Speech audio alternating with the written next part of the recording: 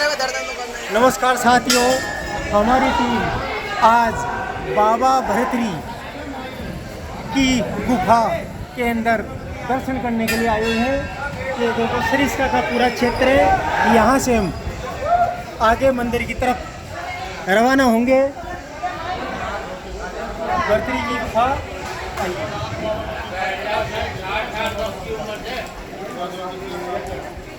बाबा भरतरी जिनका जन्म 5वीं सदी के अंदर भारत के मालवा क्षेत्र के उज्जैन में हुआ था। आप बहुत ही प्रसिद्ध संत, दार्शनिक और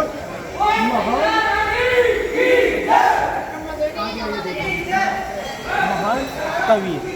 गुफा से पहले हम देखेंगे कि शंकर भगवान विराजमान है यहाँ पर वर्द रूप के अंदर। इसके आगे श्री भरतरी की गुफा है। श्री भरतरी ने अपनी प्रिय पत्नी पिंगला के प्रेम और वियोग की वजह से संत बने। आप इधर से आकर के दर्शन करेंगे।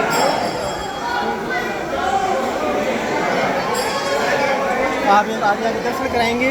आपकी प्रमुख रचनाओं के अंदर आगे बढ़ाइए, अपने दर्शकों को दर्शन कराइए। आगे आके प्रमुख रचनाओं के अंदर नीति शतक, श्रृंगार शतक और वैराग्य शतक है। अपने दर्शकों को एक बार बाबा भरतरी की गुफा के दर्शन करवाइए।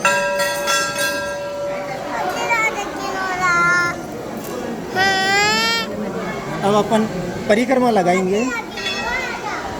आपका मानना था, भरतरी जी का मानना था कि विद्या ही मनुष्य का सर्वोत्तम आभूषण है।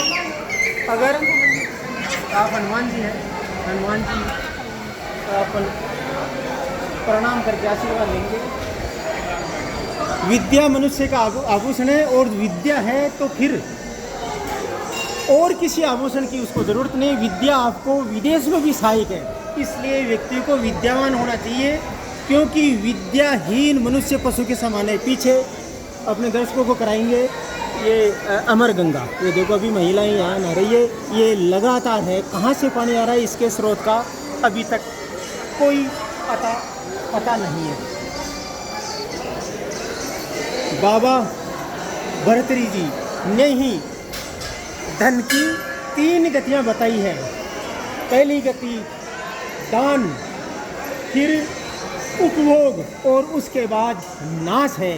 सर्वोत्तम धन का उपयोग दान देना बताया गया है, जो सात्विक कार्य और धर्म के प्रचार के लिए अपने को लगातार करते रहना चाहिए। बाबा भरतरी ने कहा है कि मूर्ख व्यक्ति के मुंह नहीं लगना चाहिए। भले ही आप मगरमच्छ के जबड़े से आप मोती निकाल लीजिए या तैर करके समुद्र चले जाइए, लेकिन एक न समझने वाले और मूर्ख व्यक्ति को समझाना बहुत ही मुश्किल है। इसलिए उसके मुंह नहीं लगना चाहिए। भरतरी जी आप अपन यहाँ आएंगे तो लोगों के दर्शन भी होंगे। आप यहाँ खड़े रहिए। और भरतरी जी की कथा संक्षिप्त के अंदर अपन कह देते हैं, इनका वहाँ एक बहुत ही अति सुंदर महिला लड़की जिसका नाम था पिंगला, उसके साथ हुआ था, जिससे भरतरी बहुत प्रेम करते थे। एक बार भरतरी शिकार करने के लिए गए तो उन्होंने रास्ते में देखा कि एक महिला अपने पति की चिता के साथ स्वाभाविक रूप से स्वेच्छा से मृत्यु को गले लगा रही है। ये दृश्य देख करके भरतरी व्यतीत हो गए, परेशान हो गए। घर आकर के पिंगला को एक कहानी बताई तो पिंगला ने कहा कि स्वामी, मैं तो आपकी मृत्यु का समाचार सुन करके ही मर जाऊंगी। भरतरी ने परीक्षा लेने का फैसला किया। शिकार को गए और अपने अंगरक्षकों से महल में खबर पहुंचा दी कि भरतरी को किसी हिंसक प्राणी ने हमला करके खत्म कर दिया। ये सुनते ही पिंगला आगे अपना परिक्रमा में लगा था, पिंगला ने प्राण त्याग दी। बाबा भर्तृहरि जी तो बेहाल हो गए कि मैंने तो सिर्फ परीक्षा ली थी, ये उसका विचोद सहन नहीं कर पाए। उस समय गुरु गोरखनाथ प्रकट हुए और मोह माया का उन्होंने अवगत कराया। उसके बाद पिंगला को वापस जीवित कर दिया और इसी घटनाक्रम से भर्तृहरि जी के अंदर आध्यात्म डाल दिया और वो एक संत बन गए।